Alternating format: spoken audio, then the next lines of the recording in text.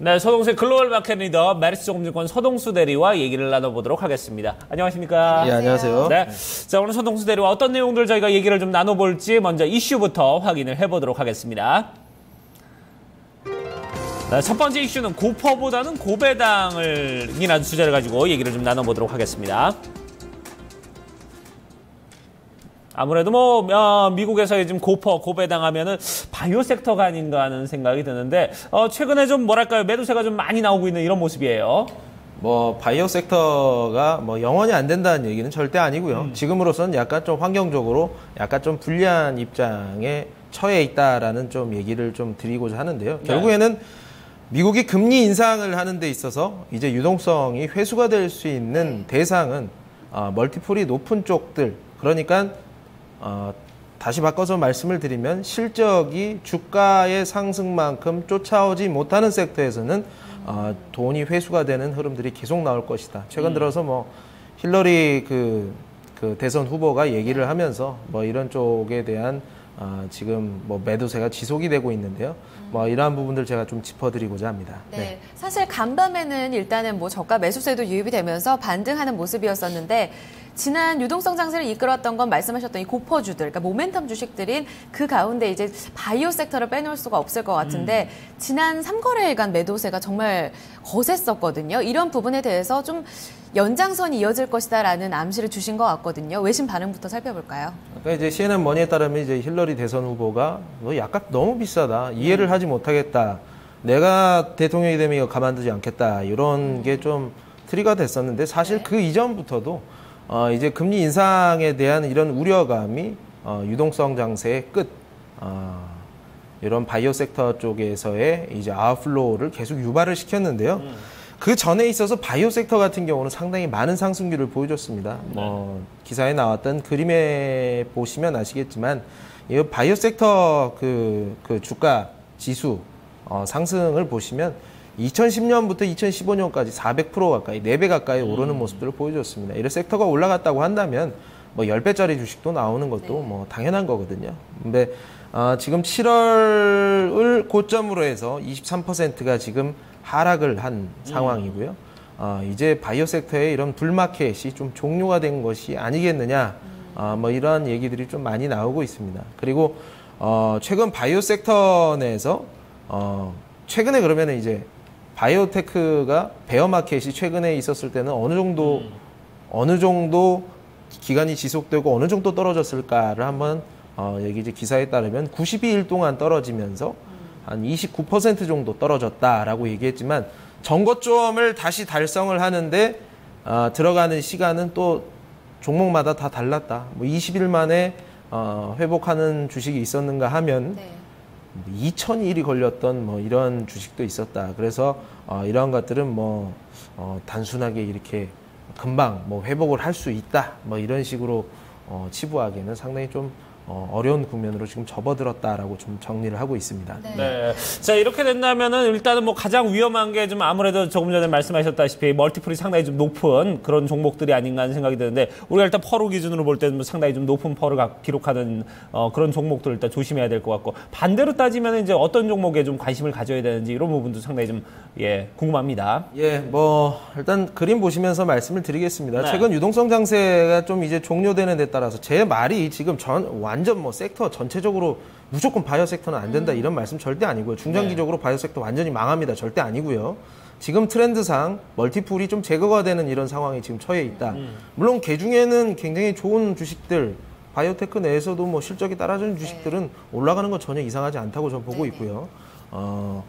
그렇지만 전체적인 분위기는 지금 그림을 보시면 아시다시피 S&P 500 지수라든가 나스닥 지수, 특히나 진한 초록색으로 이렇게 표시가 되어 있는 나스닥 바이오테크놀로지 지수 같은 경우는 상당히 좀 낙폭이 상대적으로 큰 것으로 좀 확인을 하실 수가 있습니다. 이러한 트렌드는 어느 정도는 좀 지속이 될 가능성이 좀 높다라고 좀 보고 있고요. 다음 그림을 보시면요. 그러면 실적은 어떠느냐. 제가 지난 시간에도 말씀을 드렸지만 전체 섹터가 좋습니다. 전체 우리나라 국가 모든 기업들이 좋습니다. 이런 것 별로 안 통한다고 말씀을 드렸습니다. 전체적으로 MSCI 국내 기업 이익 수정 비율 자체가 최근 들어서 계속 하락되고 있는 모습들을 좀 우리가 확인을 하실 수가 있는데요. 이럴수록 좀 실적에 근거한 투자가 꼭 필요하다라는 부분. 그러면 혹시 이번 이 고멀티플이 제거되는 이런 분위기에서 요즘에 좀 투자 아이디어로 가져가 볼 만한 섹터는 무엇이 있을까? 이거 섹터라고 얘기하기 좀 웃기기는 합니다만 다음 그림 보시면 미국에서 고배당주들이 상대적으로 좀 선전하는 모습들을 우리가 확인을 하실 수가 있습니다. 이 초록색으로 확인된 것이 이 바닥을 치면서 올라오는 이 그래프가 미국 고배당주 상대 주가 이렇게 되어 있는데요. 이제 미국 MSCI의 고배당 지수를 나타내는 것인데 이러한 것들이 국내 증시에도 조금 반영이 되는 모습들을 좀 나오고 있습니다. 옛날에 이제 80년도 부근에 대만하고 우리하고 이제 지수가 이렇게 양극화가 되면서 우리는 떨어지고 대만은 우리의 멀티플을 2배 가까이 받으면서 올라갔던 이런 시절이 있거든요. 그 이유가 시가 배당률이었어요. 지금 대만 같은 경우 한 4% 되면서 20배 가까이 갈 정도로 상당히 많이 이렇게 올라가고 있는데 우리나라 이제 시가 배당률 1% 초반밖에 되지 않습니다. 이런 것들 이제 정부에서 적극적으로 좀 권장을 하면서 시가 배당률을 높이고 있는 이러한 트렌드가 계속 조금 유지가 되고 있는데 배당을 좀 주는 지속 가능한 영업이익을 창출할 수 있는 기업의 투자에 프리미엄을 주는 이런 선진화된 이런 투자 기법들이 우리나라에도 조금씩은 시작이 될 수 있다라는 측면에서는 이런 고배당주들 한번 좀 기회를 좀 많이 보시면 좋을 것 같습니다. 네. 이제 유동성 장세가 조금씩 좀 접어들게 되면서 모멘텀 주식에 대한 기대감도 조금씩 사그라들고요. 이에 따른 대안 투자를 어디에 가져가야 될까 궁금해하시는 분들이 상당히 많으셨는데요. 실적에 대한 자신감 결국은 그 기업의 배당 성향으로 나타나지 않겠느냐라는 의견으로 좀 귀결이 될 것 같습니다. 국내 증시 역시 이 같은 흐름이 좀 반영될 것으로 예측이 되고 있고요. 이런 부분들 고배당주 좀 눈여겨보셨다가 투자 아이디어로 삼아보셨으면 좋겠습니다. 자, 첫 번째 이슈 여기서 정리해보고요. 다음 이슈 함께 점검해보겠습니다. 네, 다음 이슈는 테슬라 X에 대해서 좀 얘기를 나눠보도록 하겠습니다. 참 타이밍도 기가 막힙니다. 폭스바겐 스캔들 딱 터지고 나서 바로 테슬라에서 모델 X를 출시를 했습니다. 전기차로는 이제 처음으로 완전한 이제 SUV 자동차라 해서 좀 상당히 좀 인기가 많은 그런 상황이에요. 무슨 짜놓은 각본처럼 미국의 전기차 기업, 대표적인 프리미엄 전기차 기업인 테슬라가 2년 동안 미뤄왔던 2013년도에 원래 발표를 하려고 했었거든요. 근데 2015년 들어서 이제 SUV 모델을 X를 출시를 했습니다. 네. 상당히 또 기대감도 크고요. 이와 더불어서 우리가 지금 최근에 폭스바겐 스캔들과 더불어서 그 관련 수혜주에 관심이 상당하거든요. 지금 글로벌 증시 쪽에서요. 이런 부분과 맞물리게 되면서 앞으로에 대한 기대감이 더 커지고 있는 구간대입니다. 일단 모델 X에 대한 이야기부터 좀 나눠보도록 하죠. 일단 월스트리트저널 따르면요, 이제 테슬라가 이제 SUV 형태로 나왔다. SUV라고 하면 이제 전체 글로벌적인 자동차 시장의 글로벌리 트렌드라고 보시면 될 것 같아요. SUV들이 이제 소나타보다 투싼이 더 많이 지금 팔리는 시대가 됐거든요. 아웃도어 액티비티를 중요시하고 이런 그런 트렌드도 있는 것 같은데 지금 벌써 이게 선주문이 지금 3만 대 정도 됐다고 합니다. 그래서 테슬라 그림 나오고 있네. 선주문이 한 3만 대 정도 됐는데 이게 되게 멋있다고 보기에는 저는 잘은 모르겠지만 어쨌든 프리미엄 SUV 이게 그러니까 테슬라 X가 그러니까 기본 이 승용차 모양처럼 생긴 그 프리미엄 모델이 한 7만 불 정도 하거든요. 보통 그렇죠. 기본형 자체가 한 7천만 원, 8천만 원 이러는데 이거는 지금 한 13만 달러 정도 돼요. 그러니까 1억 6천 정도. 1억 한 4천, 5천 이렇게 된다는 얘기죠.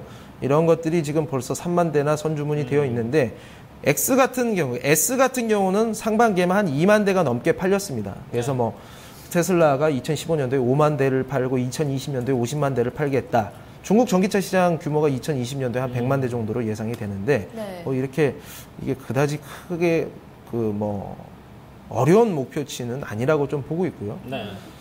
지금 디젤에다가 초점을 맞춘 여러 완성차 업체들, 그리고 하이브리드에 그 초점을 맞춘 대부분의 기존 완성차 업체들이 거의 완벽한 전기차, 그리고 지금 테슬라가 기술적으로 그렇게 대단한 건 아닙니다. 이게 한 400km, 500km 간다는 거는 그냥 배터리를 많이 집어넣어가지고 구석구석에다가 조그만 핸드폰만한 그 배터리를 구석구석에다가 심어놔가지고 이제 배터리 용량이 큰 것뿐인데 어떻게 됐든 이런 프리미엄 모델 자체가 완성차 업체로서는 지금 거의 전무하다시피 한 상태이기 때문에 네. 지금 폭스바겐 사태에서 의도한 건지는 모르겠습니다만 의도치 않게 지금 수혜를 받을 수 있는 가능성이 상당히 커졌다라고 보시면 될 것 같습니다. 네. 결국은 이제 조금 전에 이제 뭐 배터리 문제를 얘기를 해주셨는데, 사실 이제 전기 자동차의 어떤 핵심 기술이 이제 그쪽으로 지금 가지 않나 하는 생각이 드는데, 그러다 보니까 글쎄요, 이제 앞으로 이제 우리가 좀 파급력을 볼 때 이런 국내에 관련된 업체들이나 아니면은 뭐 해외에도 이런 관련된 업체들을 좀 주목을 해야 되지 않을까 하는 생각이 드는데 어떻습니까? 상당히 지금 뭐 전기차 관련된 밸류체인 국내는 제가 한 5, 6개월 전쯤에 한 밸류체인을 한번 체크를 해드린 적이 있었는데 아주 뭐 별 몇 개 없습니다. 몇 개 없는 기업들. 지금 특히나 뭐 테슬라에다가 뭐 PTC 히터를 공급을 하고 있는 우리 중소기업 업체도 있어요. 네. 있는 상황이고요. 어쨌든 뭐 디젤이 한순간에 망하지 않습니다. 전기차가 하루아침에 뭐 전 세계에 팔리지 않습니다라는 얘기 결국에는 맞을 얘기가 되겠습니다만 주식시장에서는 이런 기대감이라는 게 형성이 되면서 주가로 반영이 되고 있는 국면들이 지금 나오고 있기 때문에 그렇죠. 결국에는 안 된다 이런 생각은 안 될 때 그때 가서 해도 늦지 않습니다. 그렇기 때문에 주가적으로는 이제 전기차 섹터의 트레이딩 관점으로는 계속 좀 접근을 하는 것이 맞다. 그리고 배터리는 제가 봤을 때 내년 정도부터는 가시성이 충분히 있는 부분들이거든요. 전기차가 늘어나는 만큼 배터리팩을 공급할 수 있는 배터리 회사들, 우리나라 최고 1등, 2등 하는 회사들이 우리나라 다 있는데 이것을 그것도 여러분들이 좋아하는 대형주 아니겠습니까? 네. 이런 부분들은 투자가 계속 유효하다라고 말씀을 드리겠습니다. 네, 아직까지 뭐 전기차 섹터에 대해서는 왈가왈부 말이 참 많습니다. 그렇습니다. 하지만 중요한 건 시장의 판단이거든요. 이런 부분에 있어서는 이 매기가 조금 더 형성이 될 수 있다는 부분에 초점을 가져가자라는 의견 주셨고요. 트레이딩 관점 여전히 유효하다는 부분도 참고해 보셨으면 좋겠습니다. 자, 오늘 두 가지 이슈 여기서 마무리 짓겠습니다. 글로벌 마켓 리더 메리츠 정근증권 서동수 대리와 이야기 나눴습니다. 감사합니다, 대리님. 네, 고맙습니다.